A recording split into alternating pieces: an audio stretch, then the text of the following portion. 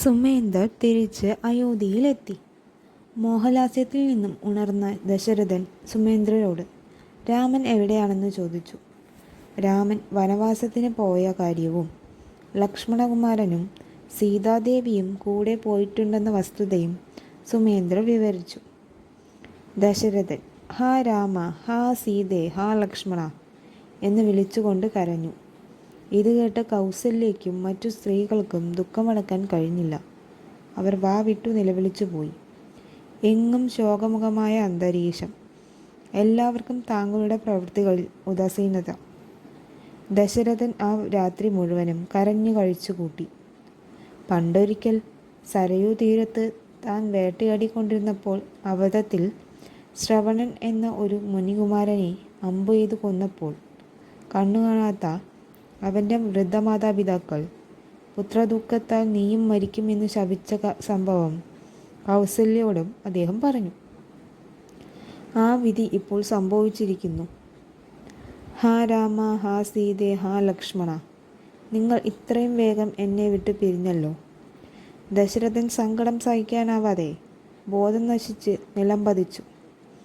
ആ ദേഹത്തെ വിട്ട് ദേഹി മറഞ്ഞുപോയി.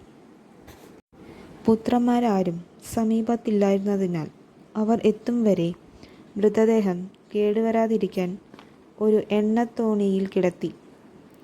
രാമലക്ഷ്മണന്മാർ വനത്തിലും ഭരതശത്രുഘ്നന്മാർ കേകയ രാജ്യത്തുമാണ്. പുരോഹിതനായ വസിഷ്ഠ കേകയ രാജ്യത്തേക്ക് ഭരതനെ വിളിക്കാൻ ദൂതന്മാരെ അയച്ചു.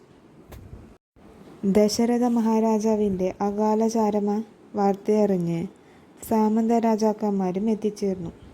ശ്രീരാമൻ വനവാസത്തിന് പോയതും ദശരഥൻ ഇഹലോകാവസാനം വെടിഞ്ഞതുമായ കാര്യങ്ങൾ വസിഷ്ഠൻ നിർദ്ദേശപ്രകാരം ഭരതനെ അറിയിച്ചിരുന്നില്ല. ഭരതനും ശത്രുഘ്നനും അയോധ്യയിലെത്തി. അമ്മയിൽ നിന്നും പിതാവ് പെട്ടെന്ന് പരലോകം പ്രാപിച്ചതറിഞ്ഞപ്പോൾ ഭരതൻ ബോധശൂന്യനായി നിലം പതിച്ചു.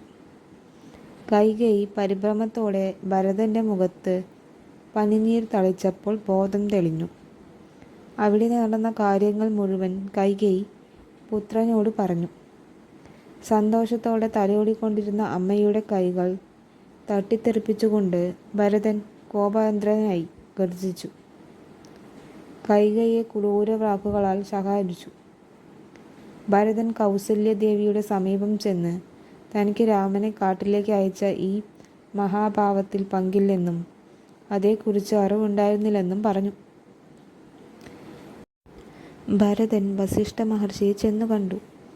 ഭരതനെ മഹർഷി ഒരുവിധം സമാധാനപ്പെടുത്തി. വസിഷ്ഠ നിർദ്ദേശപ്രകാരം ദശരഥൻ്റെ മൃതശരീരം സരയൂ തീരത്ത് സംസ്കരിക്കുകയും പിതൃകർമ്മങ്ങൾ നടത്തുകയും ചെയ്തു, സഭാമാധ്യത്തിൽ വെച്ച്.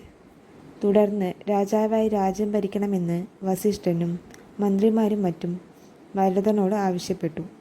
എന്നാൽ ജ്യേഷ്ഠനുള്ളപ്പോൾ അനുജൻ രാജാവാകുന്നത് ശരിയല്ലെന്നും രാമൻ തന്നെയാണ് അയോധ്യയുടെ രാജാവെന്നും രാമലക്ഷ്മണന്മാരെ കൂട്ടിക്കൊണ്ടുവരാൻ നാളെ പോകാമെന്നും ഭരതൻ പറഞ്ഞു.